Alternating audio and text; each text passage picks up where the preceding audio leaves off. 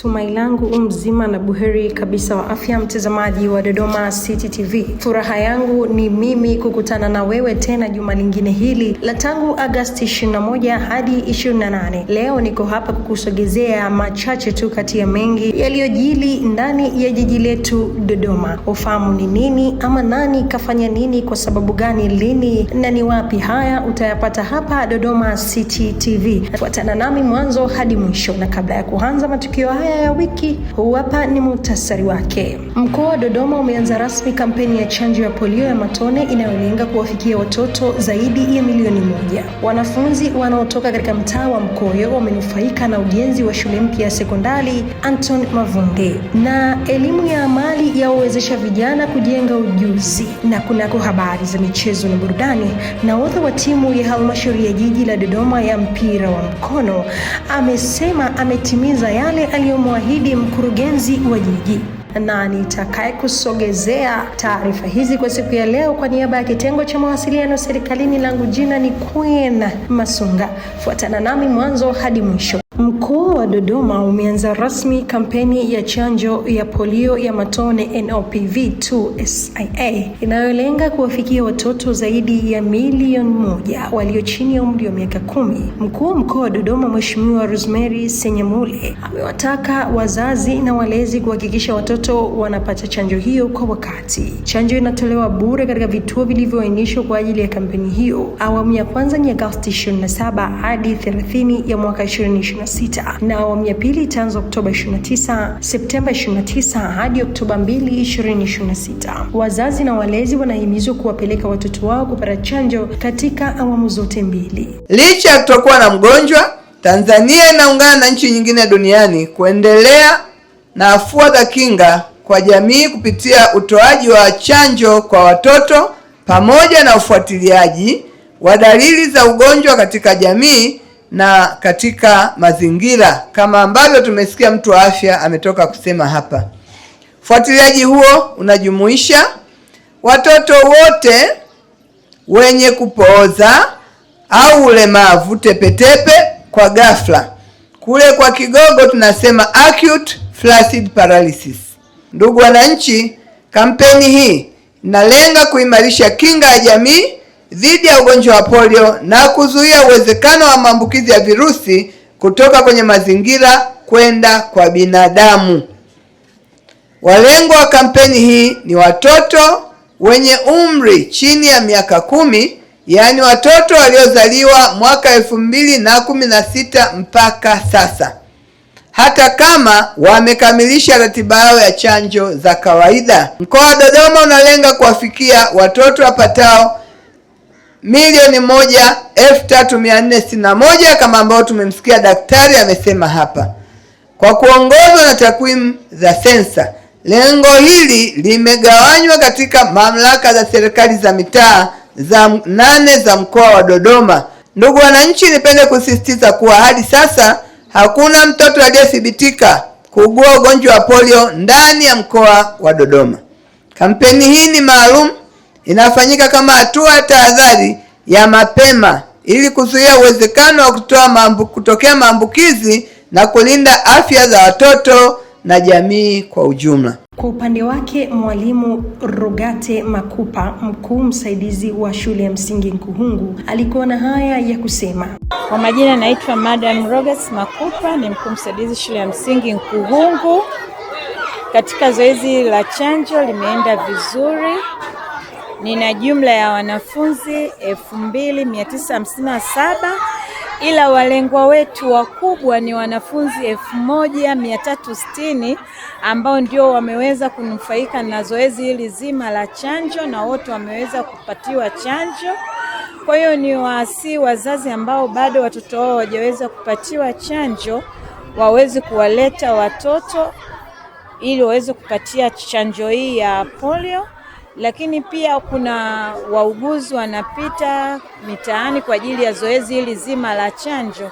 Kwa hiyo tunaomba tushirikiane nao katika zoezi zima la kufanikisha utoaji wa chanjo ya polio. Wanafunzi katika mtaa wa Mkoyo waliokuwa wakitembea umbali wa kilomita 18 kwa siku kufuata elimu katika shule ya sekondari Hombolo Bowani wameondokana na adha hiyo baada ya kukamilika kwa mradi wa maabara 3 na vyumba viwili vya madarasa katika shule ya sekondari Anthony Mavunde. Hayo yameelezwa na mbunge wa jimbo la Mtumba Anton Peter Mavunde jijini Dodoma wakati akizindua vyumba 10 vya madarasa na maabara 3 katika mitaa ya Mkoyo na Makutupora.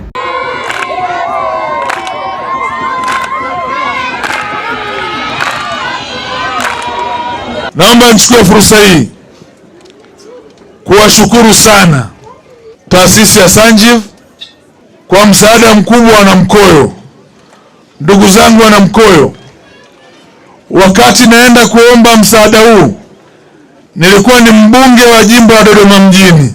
Kwa hiyo nilitafuta msaada wa shule zaidi ya 4.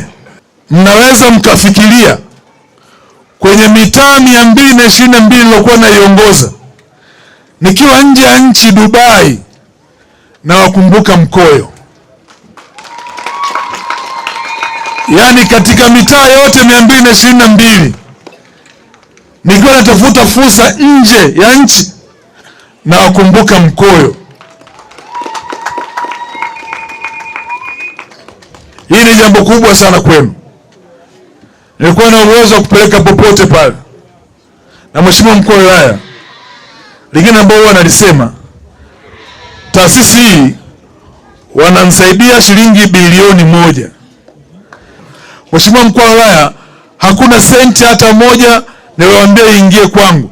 Niliwapa akaunti ya jiji waingize hela zote. Hakuna hela hata senti moja imeingia kwangu. Baada ya kuwaomba nikawapa na akaunti ya jiji. Kwa hiyo Mheshimiwa Mkuu wa Wilaya, ukiacha shule mbili ambazo kwa jimbo la Mtumba na kwenda kujenga shule mpya Mbabala jimbo la Dodoma mjini kupitia ufadhili huu, niliona isingekuwa uungwana hata kama jimbo limegawanywa, na nilikuwa nimeshatoa ahadi kiasi kikubwa zaidi cha fedha kinaenda Dodoma mjini na sio jimboni kwangu mimi Mtumba. Mheshimiwa, huo ndio tofauti wa hili jambo. Serikali imewataka wananchi kuzingatia kanuni za usafi na kuhakikisha watoto wanapata chanjo kwa wakati, ikiwa ni sehemu ya juhudi za kuzuia kuenea kwa ugonjwa wa polio nchini. Akizungumza katika kikao kilichofanyika kwa ajili ya kujadili kampeni ya utoaji wa chanjo ya polio, mkuu wa wilaya ya Dodoma Alhaji Jabir Shikimweli alisema usafi ni miongoni mwa hatua muhimu za kujikinga na magonjwa mbalimbali ikiwemo polio. Lakini pia ndio tukasisitiza, ukiondoa watakayosema wataalamu, hilo la wazi kabisa ni la usafi. Kwa hiyo pamoja na mikakati mingine ambayo tutaambiana kwenye kikao cha leo, hilo la wazi kabisa ni mkakati wa usafi, na tumeona itatujibu katika changamoto nyingi. Uviko 19 baada ya kuchanja, lakini namna ya kuendelea kuwa salama ni usafi. Kunao kwa maji yanayotiririka kwa sabuni, kutumia vyoo bora, kwa maana vina pembe 4, vina mlango, vina paa, vina mfuniko kama ni choo cha shimo. Kwa hiyo imeendelea kuwa ni afua ya msingi. Kwenye Ebola namna ya kujihami ni hiyo ya usafi. Vivyo pia kwenye hii changamoto ya polio na yenyewe pia namna ya kujihami kwa uendelevu ni kuwa na kanuni za usafi na kuziishi. Kwa hiyo wakati tunaongea mikakati mingine, nitaomba tuendelee kusisitizana kuzingatia kanuni hiyo ya usafi. Tuna mgonjwa, lakini kukinga ni bora kuliko kuponya. Prevention is better than cure. Wataalamu wanasema mtoto akipata changamoto hiyo ya polio anapata kama paralysis hivi, acute paralysis hivi, na baadaye anakuwa hawezi kutembea, na ulemavu wa kudumu. Na ulemavu huo unaweza kupelekea tu sio madhila hiyo ya kulemaa, hata pia kifo inaweza kutokezea. Kwa hiyo tunabudi kuipongeza sana serikali ya Jamhuri ya Muungano wa Tanzania kwa vipindi tofauti kwa kuhakikisha kwamba imekuwa kuchukuliwa hatua za kudhibiti mlipuko ya magonjwa kama hayo ya polio isirejee. Na kwa mahususi kwa sasa tumshukuru sana Mheshimiwa Rais Dr. Samia Suluhu Hassan kwa kuwezesha tunakwenda kutekeleza jambo hili la kuwahami watoto wetu wenye miaka kati ya 1 mpaka 10 au chini ya miaka 10 katika mazingira ambayo uwezeshaji unaotakiwa umekamilika. Mahitaji ya kifedha, mahitaji ya vifaa, ninatambua leo kuna mafunzo yanaendelea pale chuo cha mipango kwa wachanjaji, wahamasishaji na watunza kumbukumbu watakaofanya hii kazi. Kwa hiyo tunabudi kumshukuru sana Mheshimiwa Rais kwa sababu kuelekeza kazi ni kitu kimoja, lakini kuiwezesha iweze kutokea ni kitu kingine, na kama nilivyoongea lengo letu la uchanjaji ni kubwa. 20% ya mkoa mzima inabebwa na jiji la Dodoma. Halmashauri ya jiji la Dodoma kupitia jukwaa la mashirika yasiyo ya kiserikali NGO imeendelea kutoa msukumo kwa mashirika hayo kuimarisha uendelevu wa shughuli na miradi inayoitekeleza ili kuhakikisha huduma zinazotolewa zinaendelea kuwa na manufaa kwa jamii kwa muda mrefu. Akizungumza katika mkutano wa jukwaa la mashirika yasiyo ya kiserikali uliofanyika katika ukumbi wa halmashauri ya jiji la Dodoma, afisa maendeleo ya jamii katika halmashauri ya jiji la Dodoma Esther Irk alisema kuwa uendelevu wa mashirika hayo ni muhimu katika kuhakikisha miradi na huduma zinazotekelezwa kwa ajili ya wananchi zinaendelea kutoa matokeo chanya. Katika mwaka wa fedha 2025-2026, kitengo kilifanya ufuatiliaji na tathmini kwa mashirika 30. Utekelezaji wa shughuli mbalimbali za mashirika haya ulihusisha afua za elimu, afya, kilimo, msaada wa kisheria, ukatili wa kijinsia, uwezeshaji wa wananchi kiuchumi na utunzaji wa mazingira. Jumla ya gharama zilizotumika kutekeleza miradi ya maendeleo kwa mashirika haya ni shilingi milioni 187,680. Walengwa waliofikiwa walikuwa ni 23,632, watu wazima 13,420, ambapo wanaume walikuwa 6,001 na wanawake walikuwa 7,419, na watoto walikuwa 10,212, ambapo wa kiume walikuwa 4,113 na wa kike walikuwa 6,099. Elimu ya amali yawawezesha vijana kujenga ujuzi, ambapo mwalimu Neema Abraham kutoka shule ya sekondari Mkunzi ambaye ni mtaalamu wa mafunzo ya amali alisema elimu nje ya mfumo rasmi ni muhimu katika kuwajengea vijana ujuzi na vitendo unaoweza kutumika katika maisha ya kila siku. Alisema mafunzo hayo yanawapa wanafunzi nafasi ya kujifunza stadi mbalimbali, kukuza vipaji na kuandaliwa kutumia ujuzi huo katika kujiajiri na kuongeza kipato. Sisi tunatoka shule ya sekondari Mkonze. Majina yangu naitwa Mwalimu Neema Abraham Chiboni, ni mtaalamu wa masuala ya amali. Kwenye shule yetu ya Mkonze sekondari tunajihusisha na amali kwenye vitengo mbalimbali. Tuna amali kwa upande wa uzalishaji wa bidhaa, tuna amali upande wa ushoni, tuna amali upande wa useremala na tuna amali upande wa uchomeleaji. Kwenye upande wa amali uzalishaji wa bidhaa, kama mnavyoona, tunazalisha bidhaa mbalimbali. Tuna sabuni za maji, tuna sabuni za usafi wa chooni, tuna sabuni za kunawia mikono, tuna sabuni za miche, tuna sabuni za kuogea za vipande. Na kwa nini tunafanya hivi? Tunajaribu kuhusianisha yale maisha ya kawaida wanaoishi watu wengine kule mtaani, ili ule ujuzi tunaoleta kwa wanafunzi wetu hawa, maana wanapenda kwanza, lakini pia tunatimiza ule mfumo wetu wa mkondo wa amali. Mkondo wa amali ni mafunzo kwa vitendo. Kwa hiyo tukiwafundisha tu peke yake haitoshi, tunaona tuwafundishe kwa vitendo uzalishaji, ushoni na ufundi, ili hata huko mtaani watakapomaliza masomo yao wakiwa wanaendelea na kazi zingine wawe pia na ujuzi. Maana kama tunavyojua ujuzi ni ajira na ajira ni pesa. Kwa hiyo tunawafundisha ufundi, uzalishaji ili wajitegemee. Lakini pia imetusaidia, kwa mfano upande wa uzalishaji wa bidhaa, tunatengeneza sabuni za usafi, zinatusaidia pale mashuleni.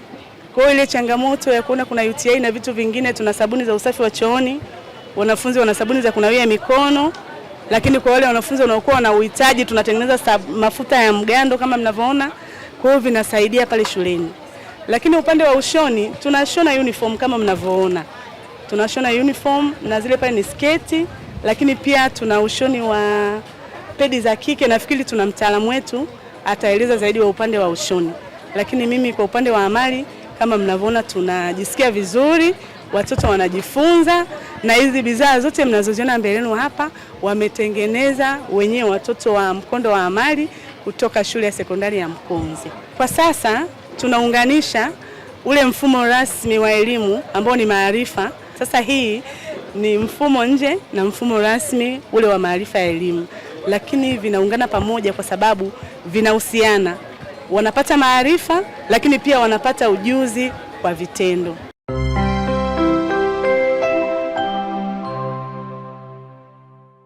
Mtazamaji wa Dodoma City TV, unaendelea kufuatilia matukio ya wiki katika wiki hii ya leo. Zifuatazo sasa ni habari za michezo na burudani. Nahodha wa timu ya halmashauri ya jiji la Dodoma katika mchezo wa mpira wa mkono handball, Chazi Malima, amesema timu hiyo imefanikiwa kutimiza ahadi waliompa mkurugenzi wao kwa kumpelekea zawadi ya pekee ya kombe la ubingwa. Akizungumza baada ya mchezo huo, Malima alisema wachezaji walikuwa na furaha kubwa baada ya kufanikisha lengo waliloweka tangu awali, hasa baada ya namna mkurugenzi wao alivyowaaga kwa tabasamu na kuwaamini katika safari yao ya mashindano.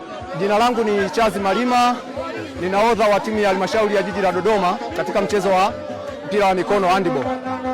Tuna furaha kubwa sana kwa sababu tunapeleka zawadi pekee kama ambavyo tulikuwa tumemwahidi mkurugenzi wetu kwa namna alivyotuaga kwa tabasamu. Na juzi tumeahidi baada ya mechi ya nusu fainali kwamba tutampelekea tabasamu, na leo hii hapa imetimia. Commitment ya wachezaji, morali ya wachezaji, tumefanikisha kile ambacho tulikuwa tumekidhamiria, na mwisho wa siku mkurugenzi wetu au majiri wetu tunampelekea kombe kama ambavyo tulimwahidi. Hali ya mchezo uwanjani ilikuwa ni nzuri, ushindani ulikuwa ni mkubwa kama ambavyo umeona. Lakini nafikiri morali ya wachezaji wetu ndio ambayo imesababisha mpaka tumepata matokeo. Morali ilikuwa iko juu sana kwa sababu mechi hii tulikuwa tunaitaka.